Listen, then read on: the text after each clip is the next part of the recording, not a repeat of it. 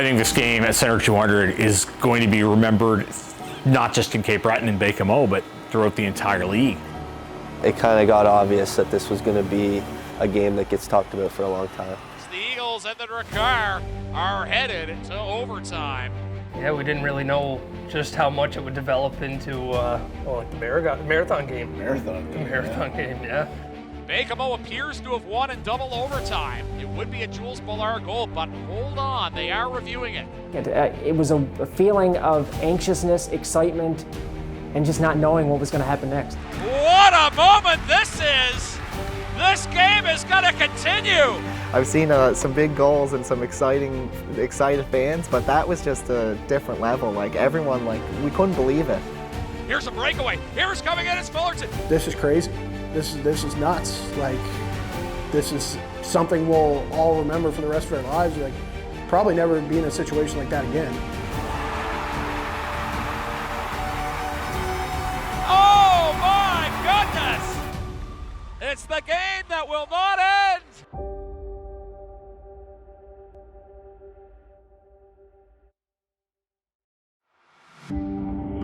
Well, Pat, the stage is set. It's do or die for the Eagles Game 5 in front of another big crowd here tonight. Sure to be a good one. Well, the playoffs are obviously a bit of a different level, and especially in Cape Breton, because everyone comes out. Everyone and their dog comes out to watch a Cape Breton Eagles game. I've been to every home playoff game for the Eagles, either as a fan or in a working capacity, and there is something special about playoff hockey. There's nothing like it, particularly when it goes to overtime, when it's next goal wins.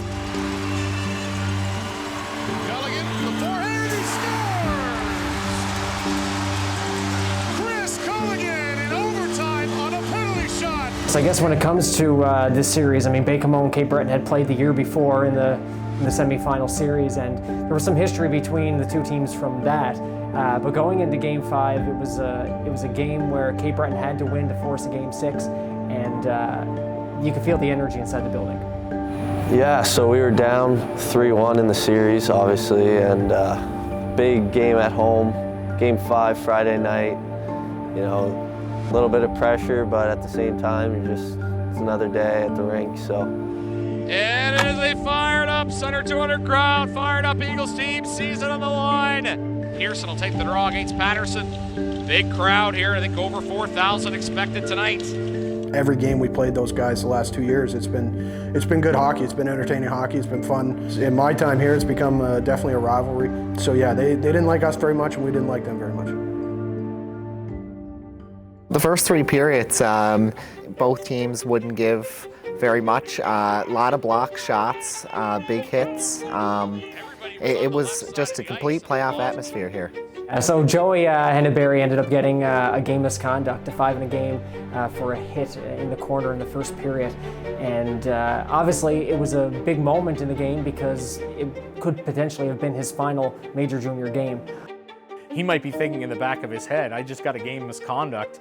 If we win this game, am I going to be suspended? And I'm sure in the back of his mind, he's desperate to see his team winning. He's also probably thinking, well, maybe the longer this game goes, the less likely it is that I'm going to get suspended.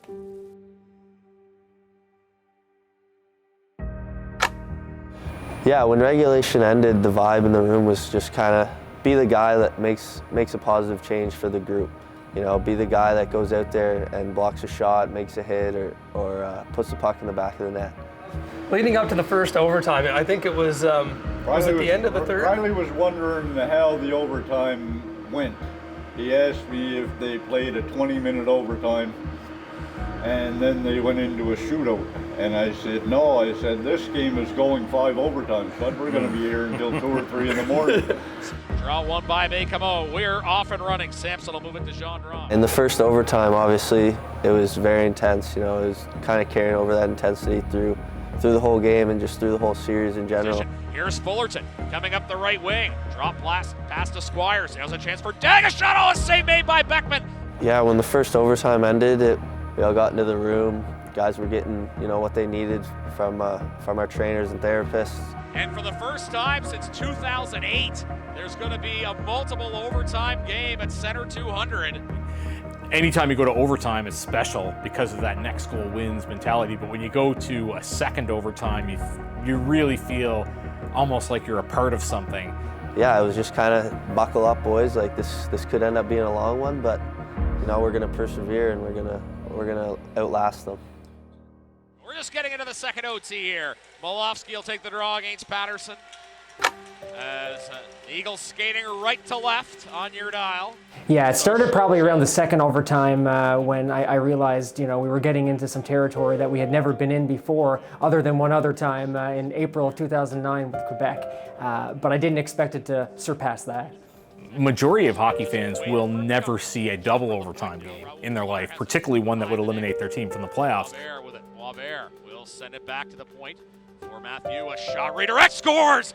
Oh, would you believe this? Back-to-back years, Jules Boulard has ended the Cape Breton Eagles season. Double overtime, it looks like Baie-Comeau has won, and Jules Boulard is the game-winning scorer. The Eagles had lost to Baie-Comeau in Game 5 in the 2024 playoffs, and Jules Boulard was the goal scorer in overtime in that game. What a game this was, and full credit to the Cape Breton Eagles for coming back, trailing 2-1 in this game. Dejection there, that's never gets easy when you see guys' junior careers come to an end. And that goal goes in and it's just instantly you're down. It was silent for a while and you know, you're feeling for the 20s. First thing I do is look at the iPad to see what's going on. And I said, oh, Louis, I didn't want to say it too loud because I didn't want to get anybody's hopes up. But I said, Louis, this one might come back. So Mike, in the midst of all this, they are reviewing this. So hold the phone literally and figuratively. It's hard to really capture the surreal feeling of the first moment that you realize they're discussing that this might not be a goal. The goal's under review and the crowd gets back into it and they're like, oh, okay. And like I know guys that had gone out the door and then get a call from their buddy, they got to come back in or whatever. And I actually left the building and I was gonna cross the street and I actually heard the crowd noise and I heard some people, they must have been looking at their phones, some people start running back towards the building. I was one of those people. No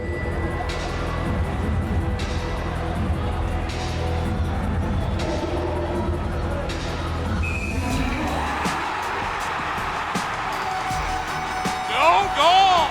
What a moment this is! This game is gonna continue! After they come back and say no goal, it was just new life for us. And you know, Louis was pretty animated on the bench of saying, remember how that feels. We don't want to feel that again. Obviously a lot of emotions in a short period of time, you know, that you go from your season being over to, oh, we still got a chance, you know. Like, there's our get out of jail free card, let's go get this next one. My girlfriend or sister were my drive home and they ended up just waiting in the car because they thought, oh, after the first goal called off, they thought, oh, this isn't going to take too long, but they were mistaken. Yeah.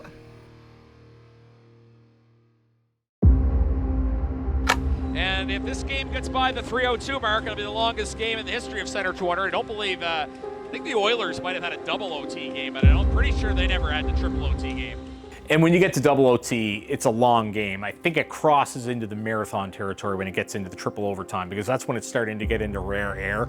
Each period we did a flood, each overtime period, I'm like, look, we're getting brighter and brighter and brighter, right? Because you're cutting, right? You're trying not to lay so much water down because the plant's trying to keep up, and if you put too much water down, it ain't gonna freeze, right? So you're cutting more, you're laying less water, and there's spots on the ice where it was pretty bright. Yep. And we were like, uh-oh, we're getting close. We're getting close. Every overtime period we came back out and it was a few less bodies, but it never got any quieter, which was really cool. Seeing that, you know, no matter what, with this team, the fans are going to stick around was pretty special. You'd see fans all stood up around the building, kind of eager to see what was going to happen, and that kind of motivated us to put an end to the night. The face-off will be to the left of the Baie-Comeau goaltender Beckman. Offensive zone draw for the Eagles. Eagles win it. Here's Dag.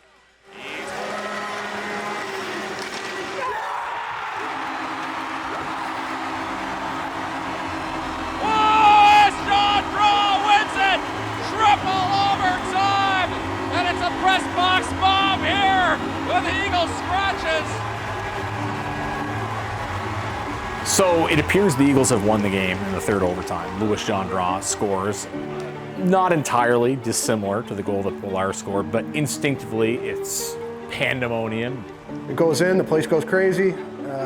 You know, we're going crazy on the bench. And I go to the iPad and I'm like, I don't know, Lou. Like, if theirs got called back at that point, I kind of knew. Like, theirs got called back, this one was coming back. It was essentially the exact same thing. Would you look at this? I think the iPad might be out again. Oh boy. They could they? There's no way. We were right excited, and I made the mistake again, and I left the rink. So this one here, I actually got to the car, and my girlfriend and her sister are waiting to drive me home, and I'm getting texts on my phone from the boys. I thought they were playing a joke on me, and they said, the goal's called off again, can't believe it, and this. And I said, oh yeah, okay, you're joking then. And I called one of them, and he said, no, the game is back on. The great production staff, the Eagles win graphic is already up. No goal! Wow! Unbelievable! And in record time, too!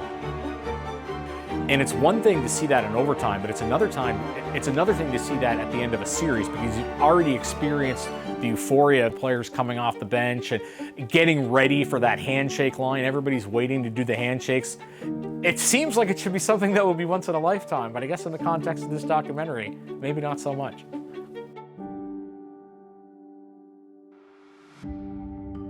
We are getting ready for the fourth overtime marathon, to say the least, here in Center 200. At that point, it was like, you know, 2 overtime goals called off, and the game was just incredible to watch, and it was already starting to feel like this is something incredible that we're getting to experience here as an Eagles fan. I know I came in just for the game, and I know afterwards, I was waiting to go out, waiting to go somewheres. I'm like, can I go? No, can't go. Another overtime. I'm like, okay, plans are canceled. I'm getting out of here. So yeah, as the game was going on, I was feeding Pat McNeil statistics about individual records that were being broke, team records that were being broke. Jakob Malota making 84 saves, the second most in playoff history for the Q. I thought, you know, he could have 100 saves this night. My friends and I were watching it and we're thinking, you know, nothing's going to go in. Malota with just an all-time performance, and you're just sitting watching, you're like, what is it going to take to beat this guy? Here's Plord, he'll send it back to the point for Bellamy. Bellamy now for Lavoie. Here's a shot for Molosky, tip, they score! That is going to be it, it's Justin Gendron. I think that's going to get the credit, and he's pointing up. I'm sure they're wondering to see if it's going to get reviewed, and, you know, I'm not going to jinx it. I don't think that's going to get called back, but you never know. That kind of felt like the dagger on the bench. Everyone thought, well, I have no idea what they could be looking at for this one. You know, our season's over. Guys were huddled up, crying, like it seemed like it was over. And then we looked down at our net, and Brownie's pointing up at the mesh in front of the ref. One of the Eagles defensemen was kind of pointing up, almost like there was a deflection. And yes, folks, it is under review, and I want to take a mental picture of Skogan Schrott's face. That he was just, mind you, I'm sure everybody at Baie-Comeau was feeling that way. We knew it hit the mesh, like 100%. They shoot it, the rebound goes up into the mesh. We had a really good look at it. It's just directly to my left. And the way the puck got deflected from the goalie or whoever it hit in front, it was kind of heading right at Langell, the referee. So he kind of had to duck to make sure he didn't get one in the face, and that's why he didn't see it behind him hit the mesh. And at the opposite end of the broadcast booth, closer to the net where these goals are being scored, is the video review center. And I'm sure I hadn't talked to any of the video review personnel, but they must have felt like the most important people in the building by this point. From our benches, both our bench and the visitors bench, you can see the press box and everything across the ice, and you can see where the video review room is, but that's when you can see upstairs, you know, guys pointing to things, and I'm like, okay, I think that's a good sign for us. Like, that means they're seeing something. So if you just started tuning in the fourth OT, well, there were 2 disallowed goals in this game. Both are incidental goaltender interference, and both in overtime. Baie-Comeau thought they'd won the game in double OT, would have been a Jules Boulard winner. That was called off. And then Louis Gendron had an apparent game-winning goal in the third OT. That was called off.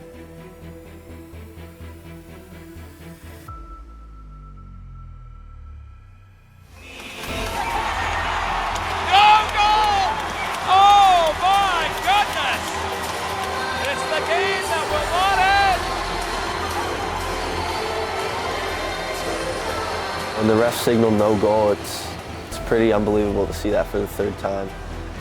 You know, the whole bench got up, all the guys on the ice got up, and we were like, it's still not over, boys. You know, we still got this chance to keep our season alive. Like, let's do it for each other. With all goals called off and how long the game was going, and it was just somewhere that none of us had ever been before. Man, at some points you're just like, is this ever going to end? You're both cheering for your team, but almost cheering for the absurdity of the event at that point. Just, what are we doing here? This is just insanity.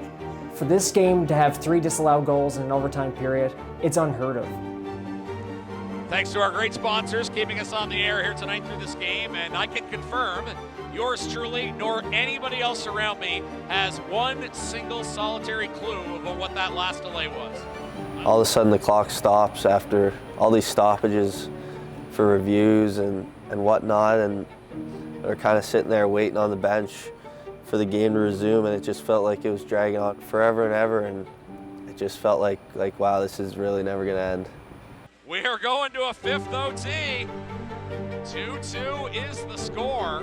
Yeah, so at this time it had to be past 1 o'clock. I actually didn't even know if it was the 4th or 5th overtime or 6th overtime at this point. We didn't even have a clue, but we were just enjoying every second of it. I remember the refs coming off the ice, and it was like after they disallowed the 3rd goal, and I was like, boys, you had so many chances to end this marathon game and you didn't. Well, they were holding the whistle up. They go, anybody want this? We're waiting to come out of the Zambonis, and they're trying to hand off their whistle to us. Yeah, in the dressing room in between periods, it was a lot of Gatorade, electrolytes. Guys were getting pickles into them, mustard. A couple of the boys that weren't playing ran up to the Irving and grabbed Sour Patch Kids and gummy bears just to get the sugars going. It's kind of crazy to think that the game was still going on when Western Hockey League playoff games were over. That normally would never happen on the East Coast.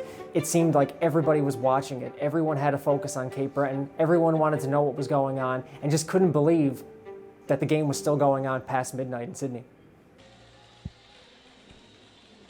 And we are back here at Center 200, OT number 5. We are in the 2nd longest game in Q history. Congratulations to everybody that's been a part of it.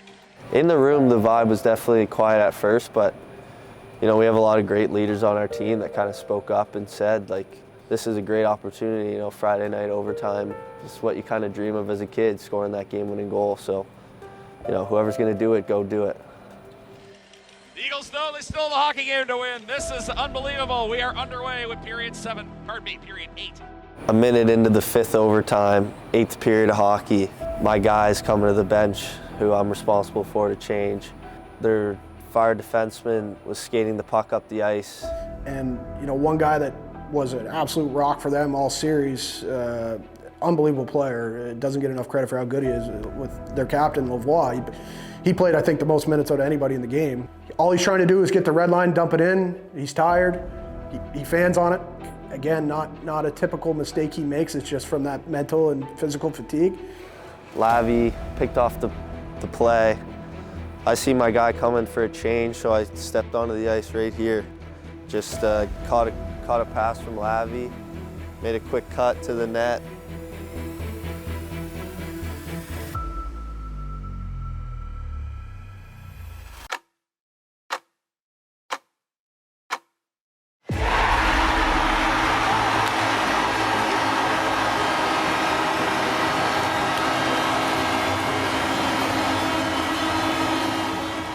I've seen some big goals and some excited fans, but that was just a different level. Like everyone, like we couldn't believe it.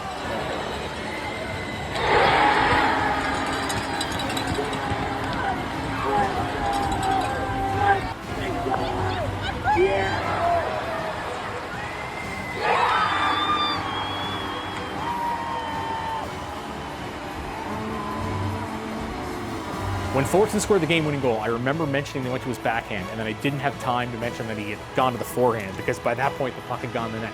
So I think it was just a yelling, "Scores!" And then the line that I'll always remember is, "That is not coming back." To be honest, I never in a million years thought Foley would pull that move out. I thought he was just going to shoot it from the top of the circles. But credit to him, he made a hell of a move. And we knew that one wasn't coming back. So that was when you could really let your guard down a little bit and be excited about the win. There's so many stories that I'll remember for this game, little anecdotes that people will be trading for years. I know there was a Calgary Flames scout that was in the building that had to leave after the third period because he was flying out of Halifax. He ends up listening to the game the whole drive and ends up hearing the game-winning goal when he's checking in to his hotel in Halifax. Just the absurdity that a hockey game could last that long. Everybody that was there, you did feel like you were part of something special. I've been to hundreds and hundreds of hockey games, and I've never been to one quite like that one. My boss had told me to work until 11:30, but little did he know, I ended up working until 5 o'clock that night. So it was something I never experienced and something I'm probably never going to be part of again. It was like probably 3:30 in the morning when I went to do the ice, and I look up, Pat's up there like wiping sweat out. He's like, what a game! And I'm like, I know, I can't wait to go home. Like, that was craziness. So these are the shirts that went out to commemorate the game. Let's take a look at the back first, actually. A lot of great stat and number crunching going on here. Tells you everything that happened, when the game took place, the start time and end time. Those are the numbers I think everybody's gonna remember. 7:04 to 1:22. Look at those shots on goal. Winning goal, Fullerton from Lavoie. But of course, it's all about the front. What a capture by Jamie Lee Guthrow. Does such a great job. I would love to know how many photos she took that night. But we can say safely, none better than this one. That's an award winner right there. Game 5 will be remembered as endless, exhausting, exciting. You know, there's a bunch of words you can use to describe it. It was a part of history that you'll get to say you were a part of for the rest of your life. Biggest goal you ever scored? Biggest goal I've ever scored.